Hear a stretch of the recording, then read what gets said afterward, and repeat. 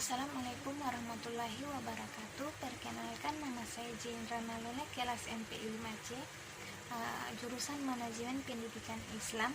Dalam video kali ini saya akan memaparkan materi-materi mata kuliah manajemen strategi. Berikut judul materi yang pertama yang akan saya paparkan, yaitu prosedur dan sistematika manajemen. Manajemen strategi merupakan proses atau rangkaian kegiatan pengambilan keputusan yang bersifat mendasar dan menyeluruh, disertai penetapan cara melaksanakannya yang dibuat oleh pimpinan dan diimplementasikan oleh seluruh jajaran di dalam suatu organisasi untuk mencapai tujuan. Berikut proses manajemen strategik. Yang pertama, formulasi strategik adalah mengembangkan visi dan misi, mengidentifikasi peluang dan ancaman eksternal perusahaan. Yang kedua, implementasi strategi, di antaranya mengembangkan budaya yang mendukung strategi, menciptakan struktur organisasi yang efektif. Yang ketiga, evaluasi strategi adalah tahap final dalam manajemen strategi. Yang berikut sistematika manajemen strategi. Yang pertama, melakukan analisis situasi, evaluasi diri dan pesaing baik internal maupun eksternal. Yang kedua, bersamaan dengan penaksiran tersebut, tujuan dirumuskan. Tujuan ini harus bersifat paralel dalam rentan waktu jangka pendek maupun juga jangka panjang. Selanjutnya, materi berikut yang berjudul monitoring dan evaluasi strategi dalam pendidikan. Poin pertama, pengertian monitoring dan evaluasi. Monitoring adalah proses rutin pengumpulan data dan pengukuran kemajuan atas objektif program atau memantau perubahan. Sedangkan evaluasi adalah suatu proses sistematik untuk mengetahui tingkat keberhasilan suatu program. Berikut tujuan umum evaluasi pendidikan. Yang pertama, untuk merangsang kegiatan peserta didik dalam menempuh program pendidikan, untuk mencari dan menemukan faktor-faktor yang berhasil dan ketidakberhasilan peserta didik dalam mengikuti program pendidikan. Yang berikut konsep manajemen strategi. Strategi selalu memberikan sebuah keuntungan, sehingga apabila terus manajemen yang dilakukan oleh strategi atau organisasi gagal menciptakan keuntungan bagi organisasi tersebut, maka dapat dikatakan manajemen tersebut bukan manajemen strategi. Peran manajemen strategi dapat diimplementasikan dalam suatu organisasi, maka setiap unit atau bagian yang ada dalam organisasi tersebut dapat melaksanakan tugas dan tanggung jawabnya sebaik mungkin. Esensi manajemen strategi dalam pengembangan daya saing organisasi: yang pertama, pertumbuhan berkelanjutan; yang kedua, berpikir strategi; dan yang ketiga, manajemen strategi atau evaluasi strategi.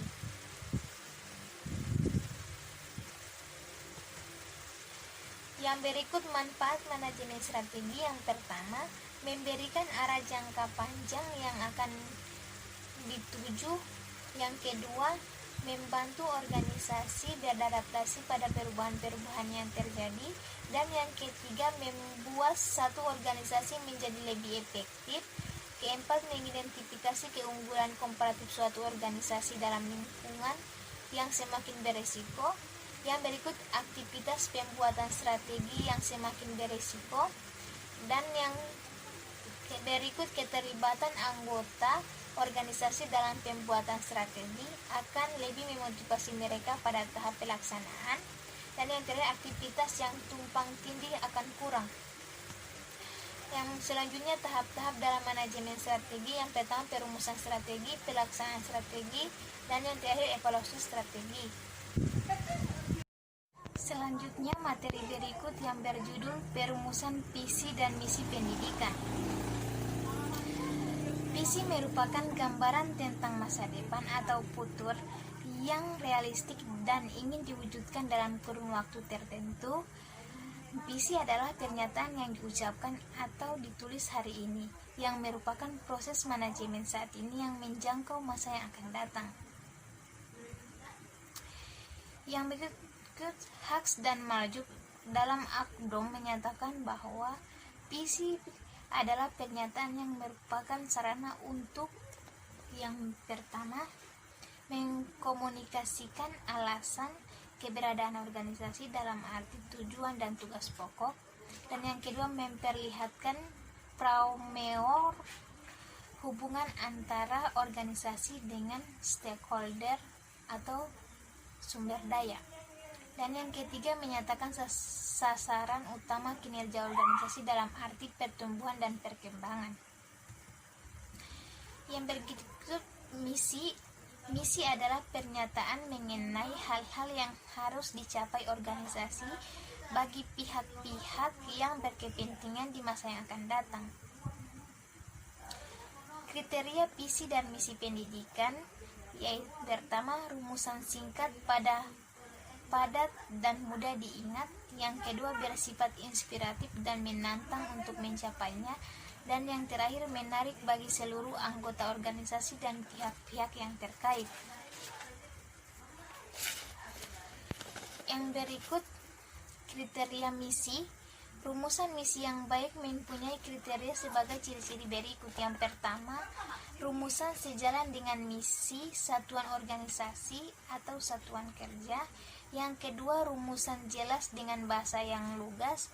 Yang ketiga, rumusan menggambarkan pekerjaan atau fungsi yang harus dilaksanakan.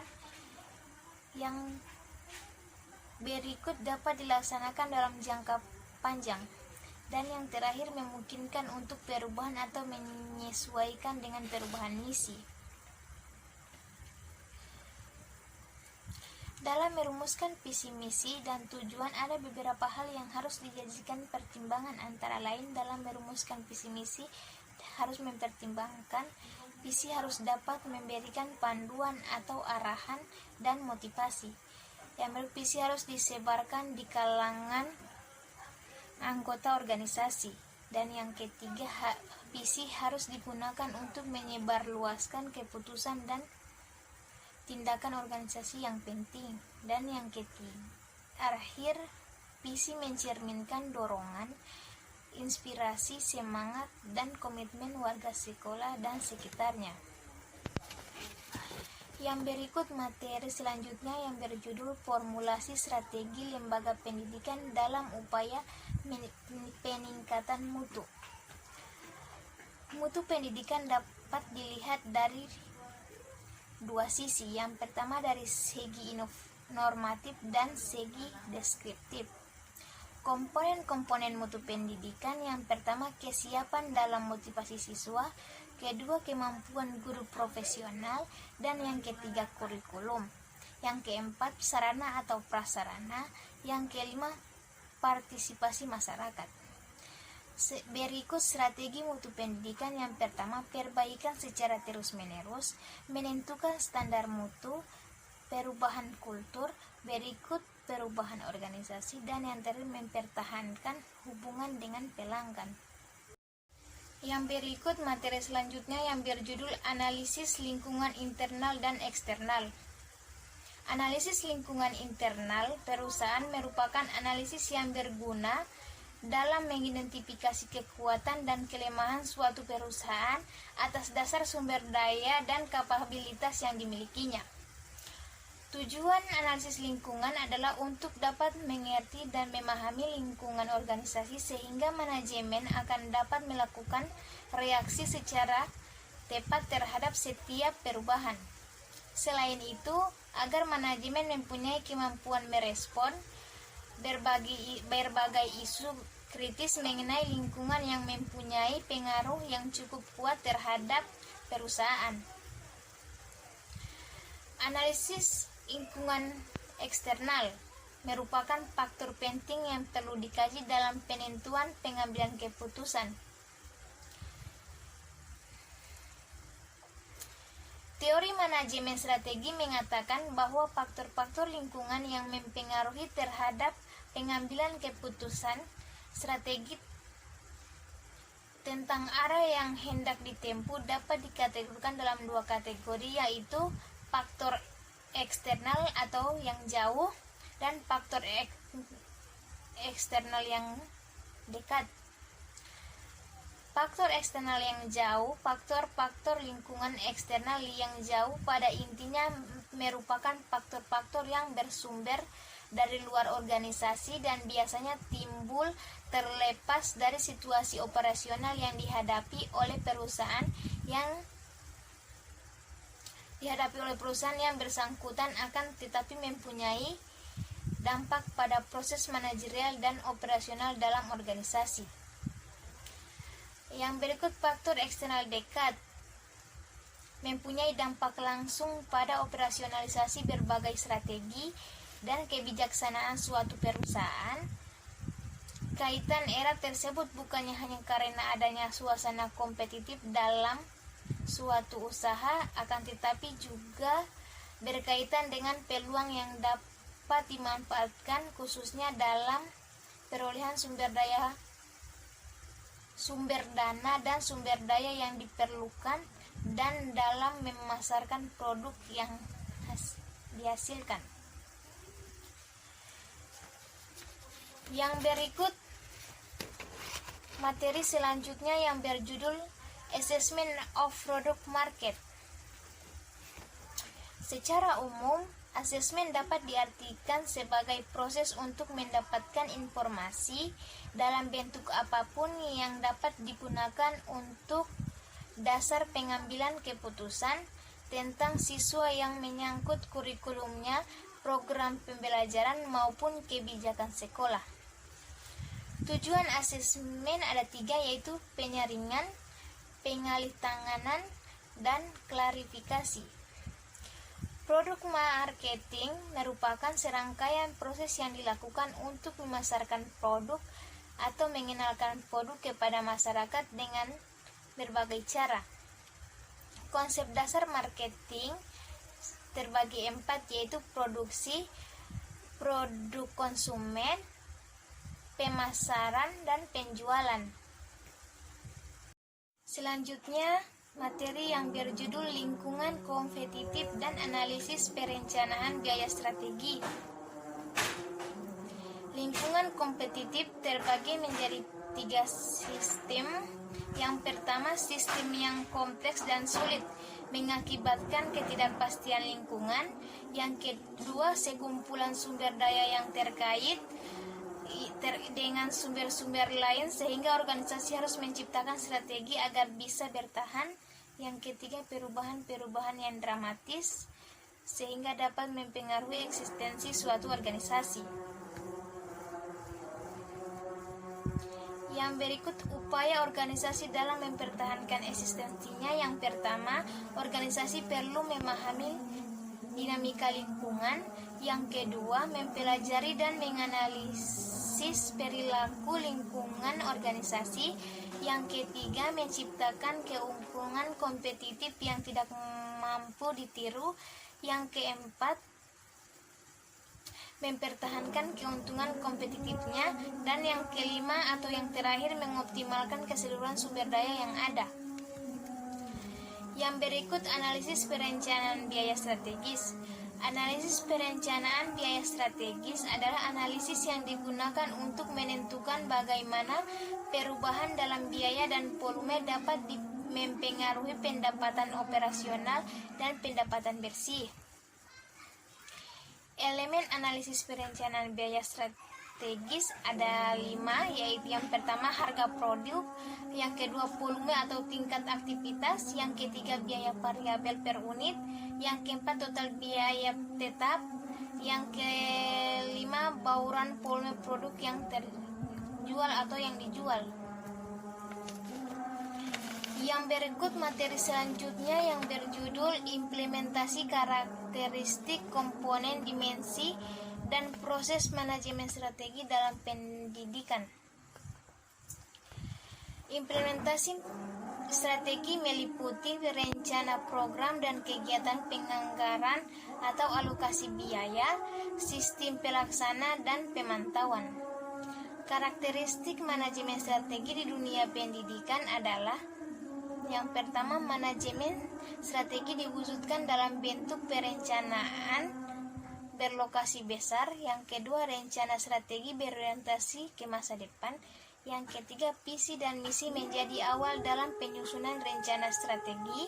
Yang keempat, adanya keterlibatan pimpinan puncak. Yang kelima, hasil rumusan rencana diimplementasikan melalui fungsi manajemen. Yang berikut komponen manajemen strategi dalam dunia pendidikan. Komponen yang pertama yaitu komponen perencanaan strategi, meliputi proses perumusan visi misi, tujuan strategi, dan strategi utama. Yang kedua, komponen perencanaan operasional, meliputi proses perumusan sasaran atau tujuan operasional. Yang berikut dimensi manajemen strategi pendidikan. Yang pertama, dimensi waktu dan orientasi masa depan. Yang kedua, dimensi internal dan eksternal. Yang ketiga, dimensi pendayagunaan sumber-sumber. Yang keempat, dimensi multibidang. Dan yang terakhir, pengikut sertaan manajemen puncak. Proses manajemen ada 3, yaitu perumusan strategi, implementasi strategi, pengendalian, dan evaluasi. Yang berikut judul materi yang kedua, yaitu analisis teori-teori manajemen. Yang pertama, manajemen strategi pendidikan adalah merupakan landasan dan pijakan awal dalam pengembangan praktik pendidikan, misalnya pengembangan kurikulum, manajemen sekolah, dan proses belajar mengajar. Strategi dalam pendidikan di materi ini terdapat 3 strategi, yaitu yang pertama, strategi moral knowing. Strategi ini merupakan strategi dengan memberikan pengetahuan yang baik kepada sesuai dengan kaidah-kaidah dalam pendidikan. Yang kedua, strategi moral modeling merupakan yang dimana guru menjadi sumber nilai yang bersifat hidden kurikulum sebagai sumber referensi utama. Dan yang terakhir, strategi moral feeling and loving, yaitu lahirnya moral berawal dari mindset atau pola pikir. Yang berikut analisis teori dalam pendidikan manajemen, yaitu dalam analisis teori manajemen pendidikan terdapat 2 teori, yakni teori pedagogik dan teori andragogik. Kedua teori ini memberikan kompas pada manajemen pendidikan untuk memenuhi kebutuhan peserta didik.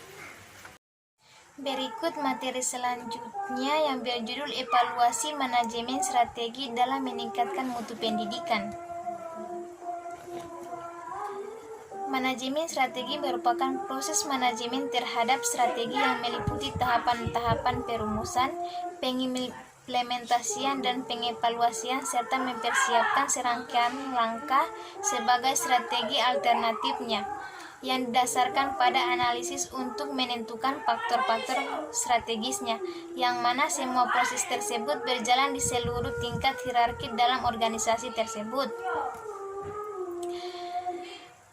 Menurut Kamus Istilah Manajemen, evaluasi adalah proses bersistem objektif yang menganalisa sifat dan ciri pekerja di dalam perusahaan atau organisasi. Kemudian evaluasi mempunyai 2 fungsi, yaitu fungsi formatif dan fungsi sumatif. Evaluasi manajemen strategi dalam meningkatkan mutu pendidikan merupakan suatu metode peningkatan mutu yang bertumpu pada lembaga itu sendiri. Mengaplikasikan sekumpulan teknik berdasarkan pada ketersediaan data kuantitatif dan kualitatif dan pemberdayaan semua komponen lembaga pendidikan untuk secara bersinambungan meningkatkan kapasitas dan kemampuan organisasi guna memenuhi kebutuhan peserta didik dan masyarakat. Proses evaluasi manajemen strategi dalam meningkatkan mutu pendidikan terbagi 3 tahap. Yang pertama, memonitoring seluruh hasil dari perencanaan dan pelaksanaan. Yang kedua, mengukur kinerja individu dan madrasah. Pengukuran penggunaan untuk menilai kinerja tergantung pada bagaimana unit organisasi akan dinilai dan bagaimana sasaran akan dicapai. Dan yang ketiga, mengambil langkah perbaikan. Selanjutnya, materi yang berjudul manfaat manajemen strategi dalam pendidikan. Menurut Grenly, manfaat manajemen dalam pendidikan yang pertama memungkinkan untuk identifikasi, yang kedua memberikan dengan objektif atas masalah manajemen, yang ketiga mempresentasikan kerangka kerja untuk aktivitas kontrol dan koordinasi yang lebih baik, yang keempat meminimalkan efek dari kondisi dan perubahan yang jelek, yang berikut memungkinkan agar keputusan besar dapat mendukung dengan lebih baik. Yang berikut memungkinkan alokasi waktu dan sumber daya lebih efektif. Selanjutnya menciptakan kerangka kerja dan membantu mengintegrasikan perilaku individu ke dalam usaha bersama. Dan yang terakhir memberikan tingkat kedisiplinan dan formalitas. Selanjutnya materi yang berjudul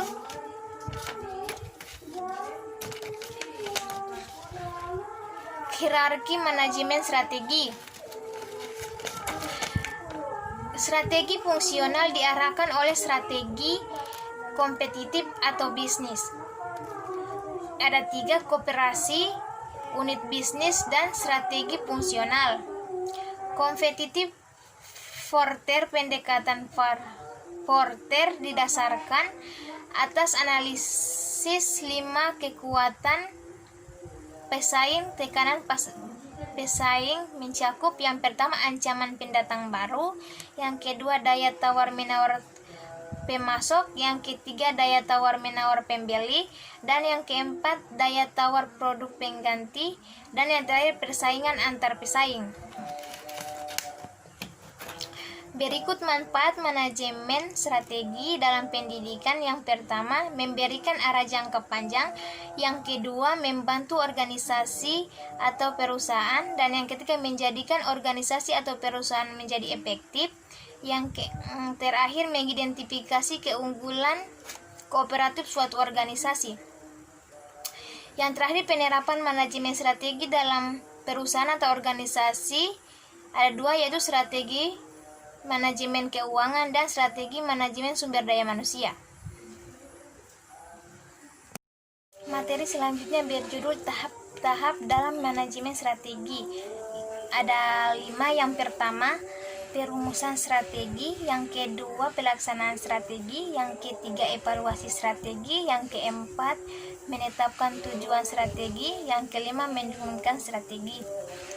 Selanjutnya, materi yang berjudul balance scorecard terhadap implementasi manajemen berbasis sekolah atau yang disebut MBS.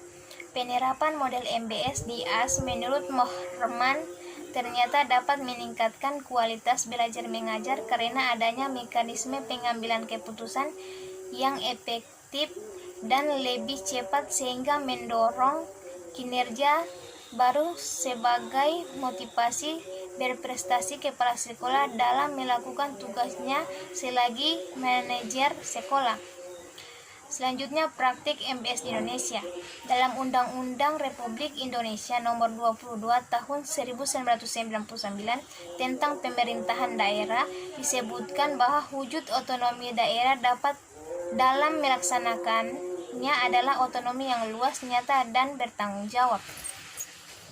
Selanjutnya, kesalahan dalam proses. Selanjutnya, kesalahan materi mengenai kesalahan dalam proses manajemen strategi.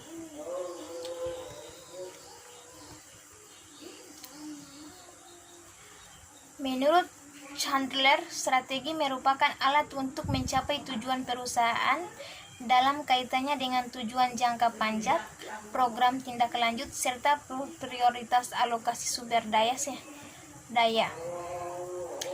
Selanjutnya, menurut Stephanie Kamarus, strategi adalah suatu proses penentuan rencana para pemimpin puncak yang berfokus pada tujuan tingkat panjang organisasi yang disertai penyusunan suatu cara untuk upaya bagaimana agar tujuan tersebut dapat tercapai. Manajemen strategi adalah proses atau rangkaian aktivitas pengambilan keputusan yang sifatnya mendasar dan menyeluruh, disertai dengan penempatan cara pelaksanaannya agar dibuat oleh pimpinan organisasi dan implementasikan oleh seluruh jajaran di dalam organisasi tersebut untuk mencapai tujuan. Kesalahan dalam proses manajemen strategi saat sedang dipraktikkan terdapat dua kategori penting. Kesalahan-kesalahan dapat terjadi, yaitu kesalahan ditimbulkan dari cara bagaimana strategi itu digunakan, deskripsi, ketidakmampuan berpikir secara strategis, ketidaktepatan penggunaan pada tingkatan manajemen, terlalu menekankan pada bentuk dan prosedur, terpisah dari lingkungan cukup untuk mencapai waktu jangka pendek, ketidaksepatan menggunakan sumber daya. Yang kedua, desain, ketidakmampuan prediksi perubahan atau masalah lingkungan eksternal, deskripsi perkembangan inovasi produk jasa baru, perubahan peraturan pemerintah, perubahan iklim, kekurangan dan kelangkaan bahan baku, perubahan referensi dan selera konsumen, kehadiran pesaing baru atau perubahan kemampuan untuk pesaing. Selanjutnya, materi terakhir yaitu yang berjudul tujuan manajemen strategi dalam pendidikan. Strategi merupakan proses atau rangkaian kegiatan pengambilan keputusan yang bersifat mendasar dan menyeluruh disertai ketetapan cara pelaksanaan. Tujuan manajemen strategi pendidikan, yaitu tujuan utamanya manajemen strategi adalah untuk mencapai pengertian dan komitmen dari semua eksekutif maupun pelaksanaan lembaga pendidikan. Manfaat besar dari manajemen strategi adalah memberi peluang bagi organisasi dalam pemberdayaan individu. Baik, itulah pemaparan dari saya. Sekian dari saya, wabillahi taufiq wal hidayah. Wassalamualaikum warahmatullahi wabarakatuh. Yang berikut materi saya yang keempat yang berjudul operasional strategi sekolah. Pada umumnya, operasional strategi sekolah yaitu mengandung unsur adanya kegiatan yang dilakukan dengan mengkoordinasikan beberapa kegiatan dan sumber daya untuk tercapainya tujuan tertentu. Berikut unsur pokok operasional strategi sekolah. Yang pertama, kontinu. Operasional strategi sekolah bukan suatu kegiatan yang berdiri sendiri dan juga bukan tindakan sesaat, melainkan tindakan yang berkelanjutan atau merupakan suatu proses yang kontinu. Yang kedua, efisien. Operasional strategi sekolah merupakan suatu kegiatan yang menekankan pemanfaatan sumber daya semaksimal mungkin. Dan yang ketiga, efektif. Segala pekerjaan yang harus dilakukan secara sebaik-baiknya serta mencapai hasil sesuai yang diharapkan. Yang berikut fungsi operasional strategi sekolah. Yang pertama, perencanaan. Yang kedua, pengorganisasian. Yang ketiga, penggerakan. Dan yang keempat, pengendalian. Dan terakhir, proses transformasi. Yang berikut fokus operasional strategi sekolah dalam pembelajaran dan pengajaran, yaitu pembelajaran dan pengajaran di sekolah merupakan salah satu fokus operasional sekolah sebagai lingkungan pendidikan yang dapat menghasilkan lulusan yang bermutu. Kelima, yaitu yang berjudul manajemen strategi sekolah dalam menghadapi persaingan mutu. Manajemen strategi terbentuk dari dua kata, yakni strategi berasal dari bahasa Yunani strategia yang berarti seni atau ilmu. Manajemen strategi dapat dilakukan jika keputusan merupakan keputusan bersama, bukan keputusan sepihak, dan keputusan itu dipilih dari alternatif terbaik. Manajemen strategi yang diterapkan dalam manajemen sekolah menjadi kunci efektifnya pelaksanaan program dan kegiatan untuk mencapai tujuan pendidikan dan adanya peningkatan mutu secara terus-menerus. Berikut pendekatan strategi 3 cara. Yang pertama, memposisikan perusahaan melalui strategi dan perencanaan kemampuan. Yang kedua, strategi tanggapan isu-isu strategi yang dikeluarkan manajemen. Dan yang ketiga, manajemen sistematis selama implementasi manajemen. Yang berikut manajemen strategi sekolah menghadapi persaingan mutu.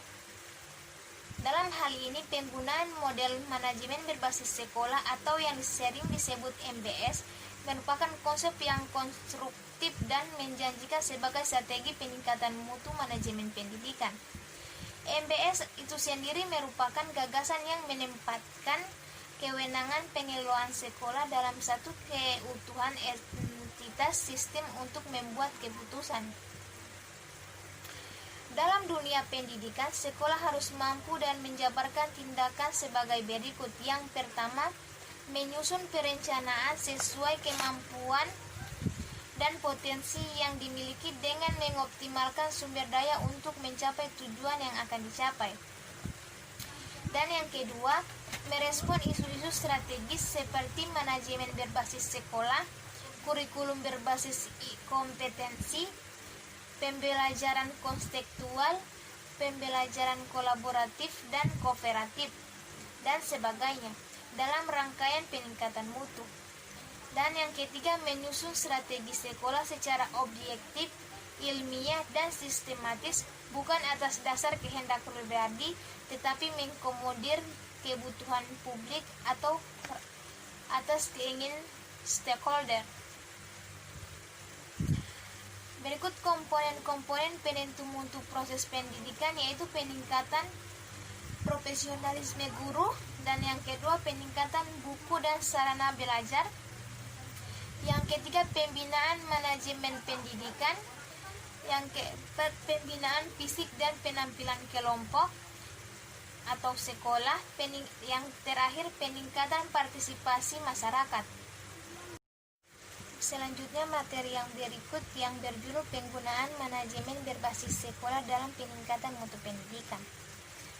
MBS merupakan paradigma baru pendidikan yang memberikan otonomi besar pada tingkat sekolah dalam kerangka kebijakan pendidikan nasional.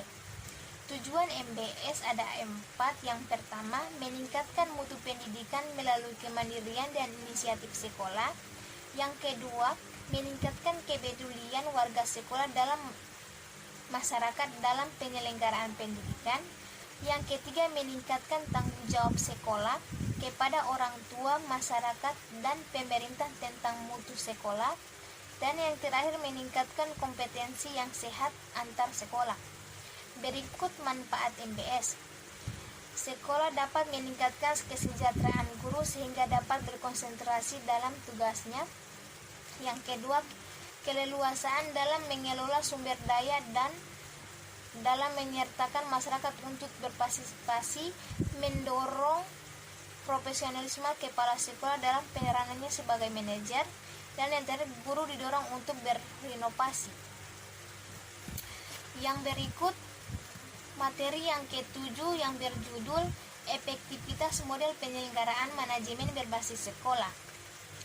MBS adalah salah satu basis manajemen pengelolaan sekolah yang memberikan otonomi lebih besar kepada sekolah dan mendorong pengambilan keputusan bersama secara partisipatif dari semua warga sekolah dan masyarakat sekitarnya dalam upaya mengembangkan dan meningkatkan mutu pendidikan. Berikut ada beberapa model MBS. Yang pertama, model tujuan atau yang biasa disebut goal model. Yang berikut model sumber daya masukan, dan yang ketiga model proses, keempat model kepuasan, kelima model legitimasi, keenam model ketidakefektifan, dan keenam model pembelajaran organisasi, dan yang terakhir model manajemen mutu total. Berikut tahap-tahap pelaksanaan MBS. Yang pertama, melakukan sosialisasi. Yang kedua, memperbanyak mitra sekolah. Yang ketiga, merumuskan kembali aturan sekolah. Yang keempat, menerapkan prinsip-prinsip tata kelola yang baik. Dan yang mengklarifikasi fungsi dan aspek manajemen sekolah. Yang berikut, meningkatkan kapasitas sekolah. Dan selanjutnya, mendistribusikan kewenangan dan tanggung jawab. Terakhir, menyusun rencana pengembangan sekolah. Selanjutnya, materi berikut yang berjudul peran dan partisipasi masyarakat terhadap sekolah. Masyarakat merupakan sumber daya pendidikan yang tiada bandingnya bagi satuan pendidikan. Peran masyarakat terhadap sekolah. Yang pertama, masyarakat berperan serta dalam mendirikan dan membiayai sekolah. Yang kedua, masyarakat berperan dalam mengawasi pendidikan. Yang berikut, masyarakat yang ikut menyediakan tempat pendidikan. Dan yang terakhir, masyarakat sebagai sumber pelajar atau laboratorium tempat belajar. Yang berikut, partisipasi masyarakat terhadap sekolah. Yang pertama, berpartisipasi finansial, partisipasi material, partisipasi akademik, partisipasi kultural, partisipasi evaluatif. Itulah 5 partisipasi masyarakat dalam lingkungan sekolah atau terhadap sekolah. Berikut materi selanjutnya yang berjudul perumusan sasaran jangka panjang dan strategi induk sekolah. Perumusan sasaran jangka panjang. Menurut Saifuddin, segala terdapat 5 langkah formulasi strategi. Yang pertama, perumusan misi, yaitu pencitraan bagaimana sekolah seharusnya bereksistensi. Dan yang kedua, asesmen lingkungan eksternal, yaitu mengakomodasikan kebutuhan lingkungan akan mutu pendidikan yang dapat disediakan oleh sekolah. Dan yang ketiga, asesmen organisasi atau organisasi asesmen, yaitu merumuskan dan mendayagunakan sumber daya sekolah secara optimal. Dan yang keempat, merumuskan tujuan khusus objective setting, yaitu penjabaran dari pencapaian misi sekolah yang ditampakkan dalam tujuan sekolah dan tujuan tiap-tiap mata pelajaran. Dan yang kelima, penentuan strategi, yaitu memiliki strategi paling tepat untuk mencapai tujuan. Yang berikut kriteria yang digunakan sebagai pengukur keberhasilan, yaitu sebagai berikut. Yang pertama, akseptabilitas. Yang kedua, fleksibilitas. Yang ketiga, dapat diukur. Dan yang terakhir, kriteria kesesuaian.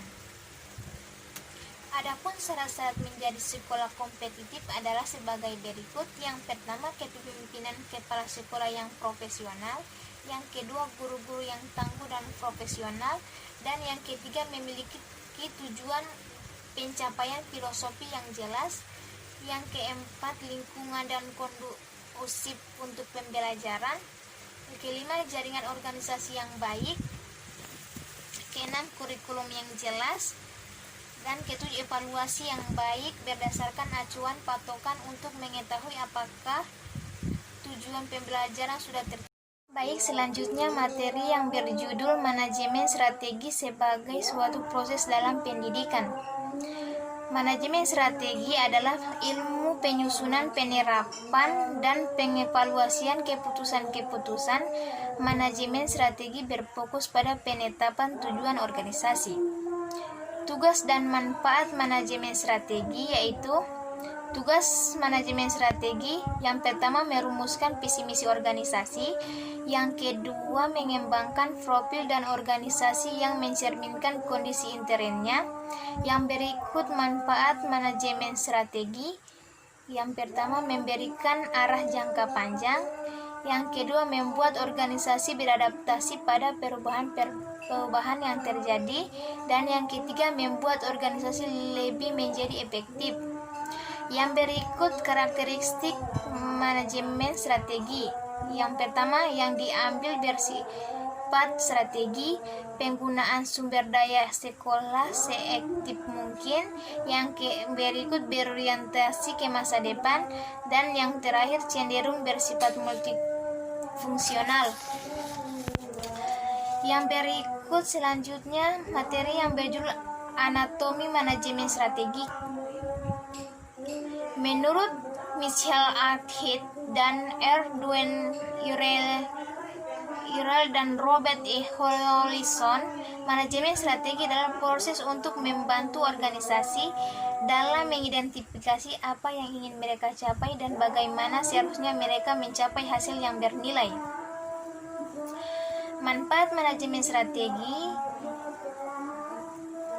Yang pertama, memberikan arah jangka panjang yang akan dituju, membantu organisasi beradaptasi pada perubahan-perubahan yang terjadi, membuat suatu organisasi menjadi lebih efektif, mengidentifikasi keunggulan komparatif suatu organisasi dalam lingkungan yang semakin beresiko. Yang berikut, aktivitas pembuatan strategi akan mempertinggi kemampuan perusahaan untuk mencegah munculnya masalah di masa yang akan datang. Yang berikut, keterlibatan anggota organisasi dalam pembuatan strategi akan lebih memotivasi mereka pada tahap pelaksanaan. Dan yang terakhir, aktivitas yang tumpang tindih akan kurang. Berikut tahap-tahap dalam manajemen strategi. 3 macam aktivitas mendasar untuk mengevaluasi strategi adalah yang pertama, meninjau faktor-faktor eksternal dan internal yang menjadi dasar strategi yang sekarang. Yang kedua, mengukur prestasi. Yang ketiga, mengambil tindakan korektif. Aktivitas perumusan strategi, implementasi, dan evaluasi terjadi 3 tingkat hierarki dalam organisasi yang besar: korporasi, divisi, atau unit bisnis, strategi, dan fungsional. Langkah dalam pengembangan organisasi. Langkah pertama, manajemen perlu secara detail mengidentifikasi aktivitas yang perlu dikerjakan baik secara langsung maupun tidak langsung sejak disusunnya proposal kegiatan. Yang kedua, yang perlu dilakukan untuk menganalisis profil atau postur organisasi adalah mencari keterkaitan dari berbagai aktivitas rantai kegiatan tersebut. Yang ketiga, mencoba mencari sinergi potensial yang memungkinkan dapat ditemukan di antara output yang dihasilkan oleh setiap aktivitas yang dimiliki oleh organisasi. Judul materi yang selanjutnya yaitu evolusi konsep manajemen strategi. Manajemen strategi adalah proses untuk membantu organisasi dalam mengidentifikasi apa yang ingin mereka capai dan bagaimana seharusnya mereka mencapai hasil yang bernilai. Biasanya peranan manajemen strategi semakin banyak diakui pada masa saat ini dibanding masa sebelumnya. Perekonomian global yang memungkinkan pergerakan barang dan jasa secara bebas di antara berbagai negara, perusahaan-perusahaan terus bertantang untuk semakin komparatif. Manfaat manajemen strategi. Yang pertama, memberikan arah jangka panjang yang akan dituju. Yang kedua, membantu organisasi beradaptasi pada perubahan-perubahan yang terjadi. Yang ketiga, membuat suatu organisasi menjadi efektif. Yang berikut, mengidentifikasi keunggulan komparatif suatu organisasi dalam lingkungan yang semakin beresiko. Yang berikut, aktivitas pembuatan strategi akan mempertinggi kemampuan perusahaan untuk mencegah datangnya masalah di masa yang akan datang. Evolusi konsep manajemen strategi. Yang pertama, strategi sebagai rencana besar organisasi untuk mengatasi tantangan saat ini dan sekaligus mencapai keberhasilan visi dan misi organisasi di masa yang akan datang. Yang kedua, organisasi merupakan manajemen strategi menjawab perubahan dunia dalam rangka meningkatkan kemampuan daya saing untuk meraih keberhasilan di masa yang akan datang. konsep manajemen strategi, Samuel dan Paul J. Peter mendefinisikan manajemen strategi sebagai suatu proses interaktif dalam mencapai keseluruhan tujuan organisasi secara tepat dengan menyesuaikan kondisi lingkungannya.